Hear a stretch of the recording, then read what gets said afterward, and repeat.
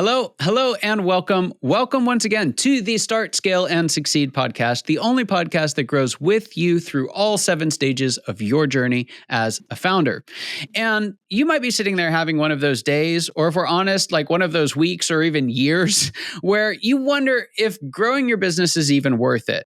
Sure, you could bring in more revenue, but the work that it would take, the frustration that you would have, the problems that seem to pop up all over the place, and just the exhaustion of doing all this doesn't feel like it's worth it.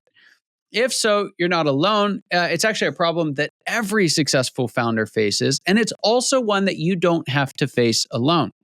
And that's what brings us to our guest today, whose name is Stewart Ervin. And he's here with us to help us understand the true nature of these problems and how we can turn it all around. Now, Stewart is the driving force behind Bracket Management, a premier fractional CFO company.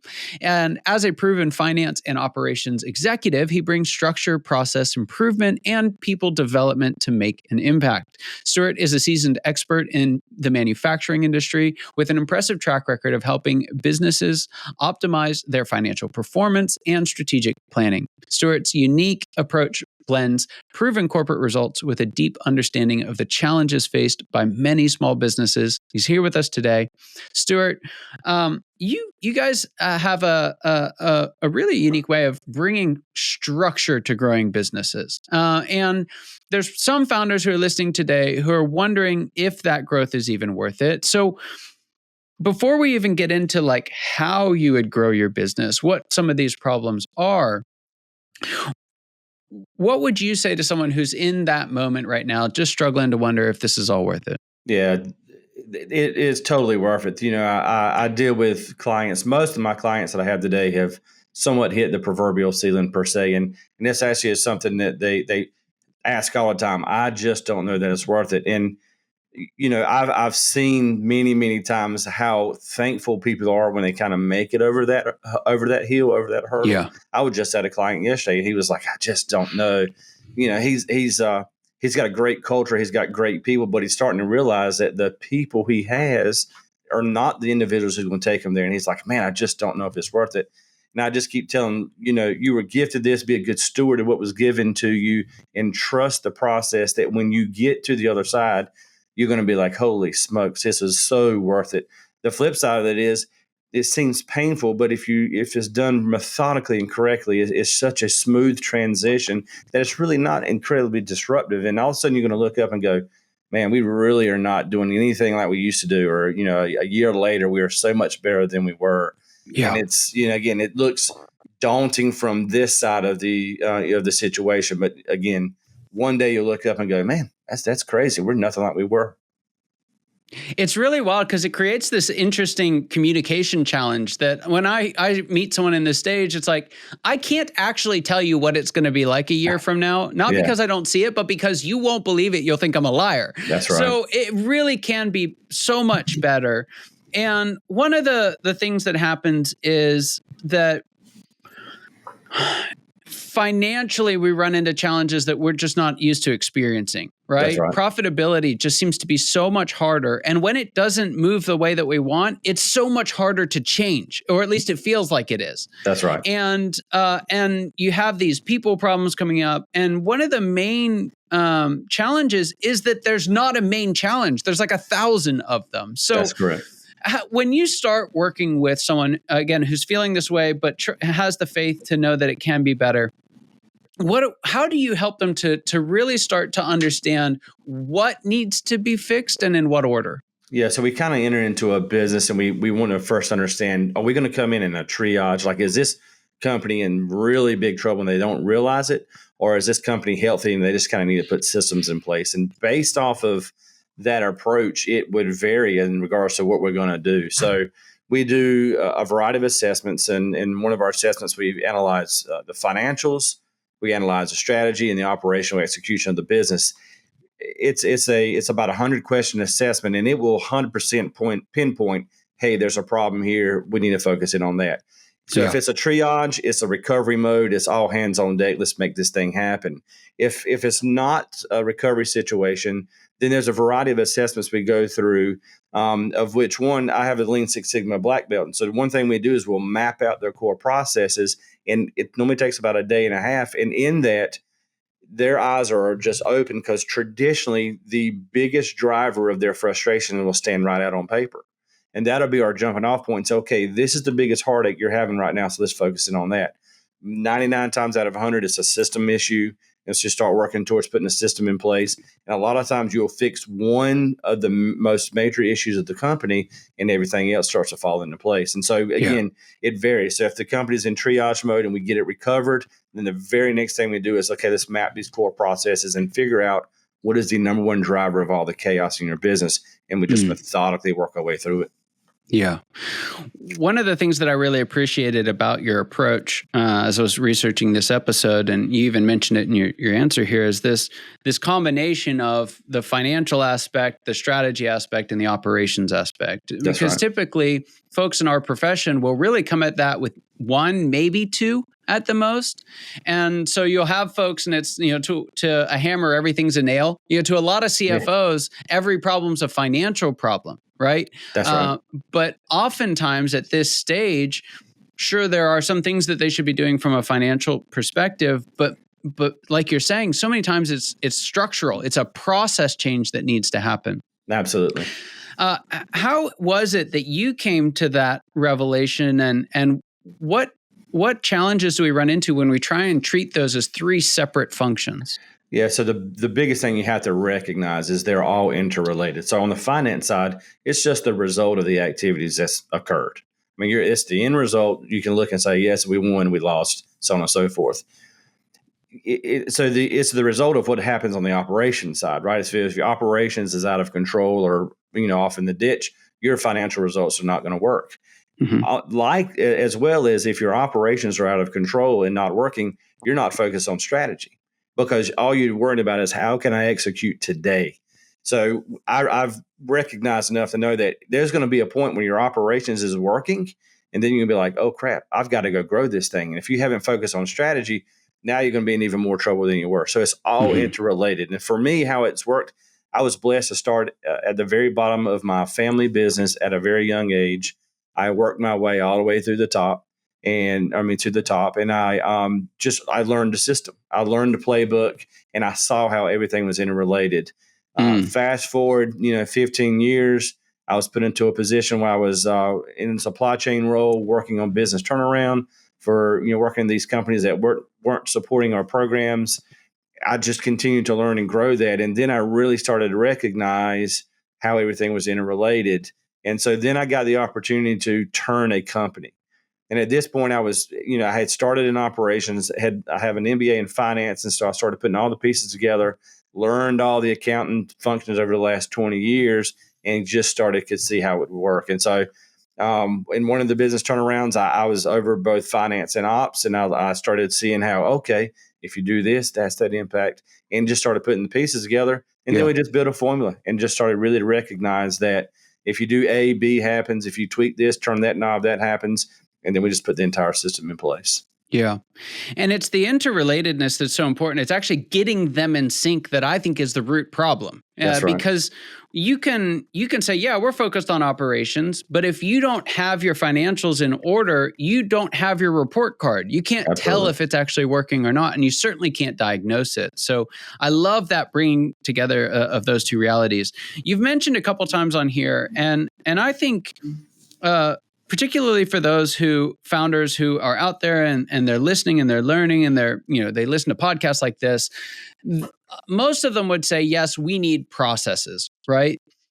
But that doesn't actually mean anything. Right. Go do processes. It's like, what does that mean? So I'm wondering if you could help us figure out what are some of the most common processes that you see businesses missing at this stage? So the most common process gaps that I see is really the connection between sales and operations. So it's a feast or famine in many, many cases. So you somewhat hit on it right out of the box, right? So the first thing we do is we make sure their financials are accurate so we understand our baseline and we understand our need. Secondly, we do a 12-month forecast. It could be very rough, but we need some guiding path, something to shoot towards. Once that forecast is created, then we look and say, okay, where's the business at today? what's the gaps and how do we need to drive our sales team? And we immediately implement a sales and operations plan to say, okay, I'm going to go sell this. Can you support it? Because in so many cases, either operations chaos is pulling down the sales or the lack of sales is slowing down operations. And so to trying to get those two to work in sync is critical. And we do all of that, again, from the basis of what does a financial forecast and financial plan tell us. And it's really, a lot of times, it's a breakdown of communication. So we put communication plans in place and make sure we're all on check. There's checks and balances. Sales isn't overselling that what the ops guys can't produce, so on and so forth. And so it's putting those initially just some type of a guideline or a path forward on financials, and then sitting down and just having conversations to try to ease, the ebbs and flows, or the peaks and valleys that you see a lot of times these small businesses struggle with, and just trying to get into an operating rhythm. It's the number one thing I say. You got to get a business into rhythm. And if you're dealing with the peaks and valleys and something's broken, 99 times out of 10, out of 100, it's the communication side of things. And so it's really important to get your sales and ops teams together and come up with a plan that both agree upon. Yeah. I love the language around that, this idea of a 12-month forecast, because many times folks will come in and say, you need a budget. And I found a couple things to be true of budgets. One is that there's a lot of shame around not having one, right? And it can feel kind of overwhelming. And it's a skill that needs to be developed over time, right? Your first budget is guaranteed to be wrong. It's just hands down. Now, if you bring in somebody who can help, it can be a lot better. And so bringing in some fractional CFO help, something like that is a great idea at this point. Yep. But you use the word forecast, a 12-month forecast. And I'm interested in why you chose that word and what makes a great 12-month forecast. Yeah, so a forecast for us, what I normally try to say is, listen, we need, in the next 30 days, we need a 90% certainty as to what our revenue is going to be. I need a 75% certainty what the next 60 days are going to look like, and a roughly 50% certainty what the next 90 days are going to look like.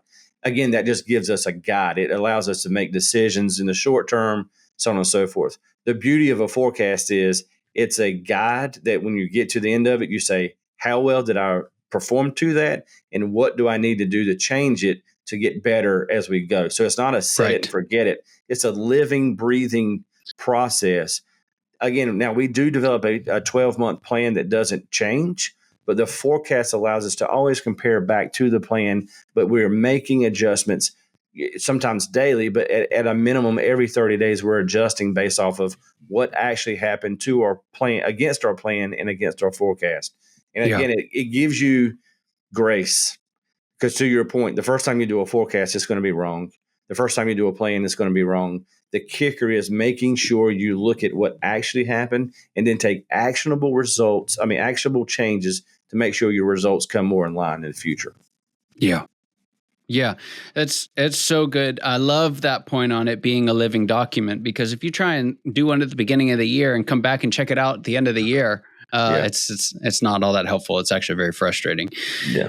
I want to talk about what could kind of be the elephant in the room here, and that is many times our financial problems are decision-making problems, right? We're focused on too many things. We're focused on the wrong things. We're running all over the place. And that can bring us to a really hard reality that one of the biggest problems at this stage is happening between the ears of the founder, right? That's right. And so one of the things that I'll see, and my clients will laugh at this because it's true. They'll bring someone in like you. They'll say, yes, we need systems and processes. I'm 100% in support of that. But what they mean by that is, everyone else needs systems and processes. Yeah. Don't put those on me. So how have you seen founders who aren't generally the most system and process oriented people, how have you found them effectively embrace that without losing themselves in the process? Yeah, so I would just, again, say some of the guy I spoke with yesterday, we were having the same type of conversation. He was like, I think I'm just going to hire somebody to run this business for me. And I think they would do a better job. I'm like, yeah, but you would lose the control that, I want to go buy this, or I want to go do this. I was like, you turn your reins over to someone, you're gonna hate life even more than you do today. So I really normally try to combat that with education and training, right? So a big part of what I do today is really trying to train the business owner to think like a business owner and not, again, they have to make a decision. Is this going to be a lifestyle business, or am I going to try to take this to the next level? If they're truly going to take this to the next level, then it's an education that has to happen. In many cases, the guys I work with, they've never seen anything beyond where they are today. They've only worked in their own business. So every dollar over whatever revenue dollar they have today is a new experience for them. And so I paint a lot of pictures. I paint a lot of, if you do this, this is what's going to happen. I do a lot of, if you don't do this, this is what's going to happen. And just I teach and teach and teach because they need to understand the why. So I spend so much time doing that. So they can understand the why, because the worst thing they do is they can agree with you just to get you to shut up and move on. And then down the road, they're off in another arena and they have no clue where their business is even at. So just educate. Yeah. It's really powerful that decision on which way we're going to go. Right. Because to get out of what you're feeling right now, you do have to move one way or the other.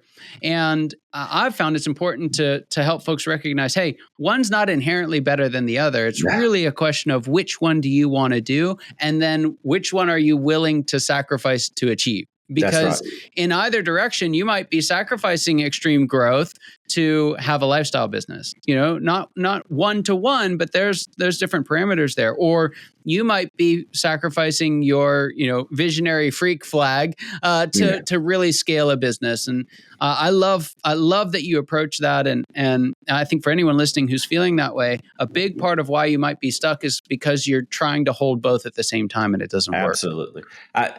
I see a lot of guys, they teeter on both sides of it. And it's like, you've got to make a call.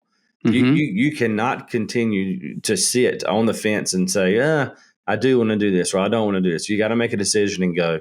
And many times that's hard. And so, particularly because a lot of times, these businesses may be at 10 million. But these individuals and processes that got them to 10 million, it's not what's going to take them to 20, 25. Yep. And there's a purging that's got to happen. There's a behavior change that's got to happen.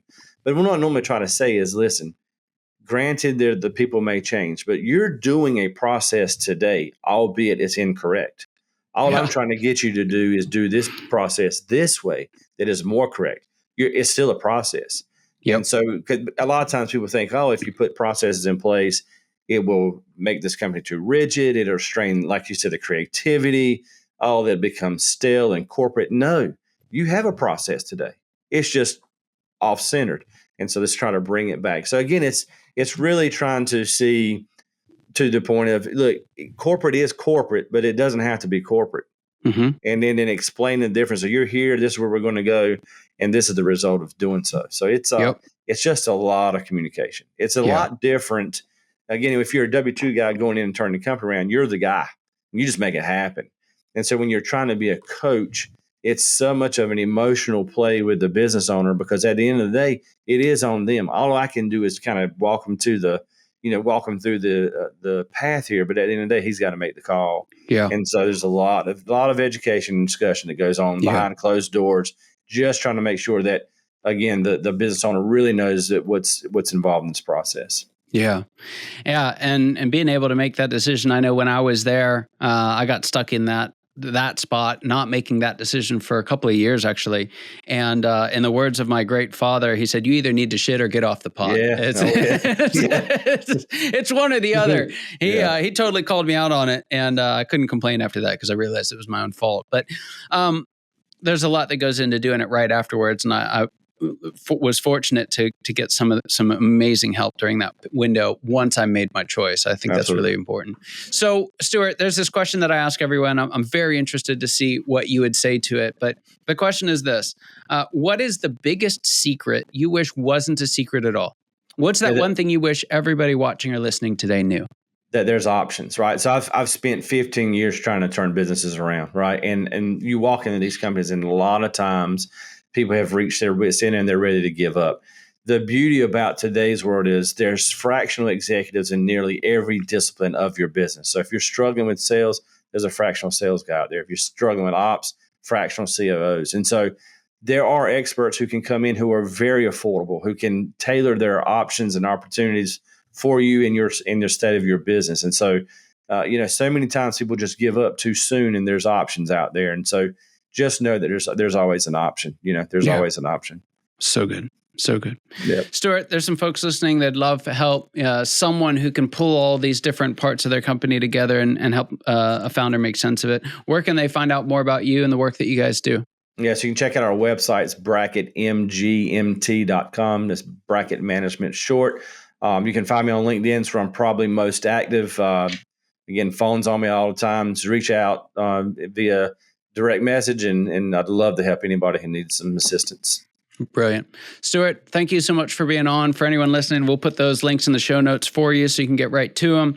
But yeah, it was just a privilege and honor having you here today. Great conversation, ton of truth in there. It was fantastic stuff. And for those of you watching and listening, your time and attention mean the world to us. I hope you got as much out of this conversation as I know I did, and I cannot wait to see you next time. Take care.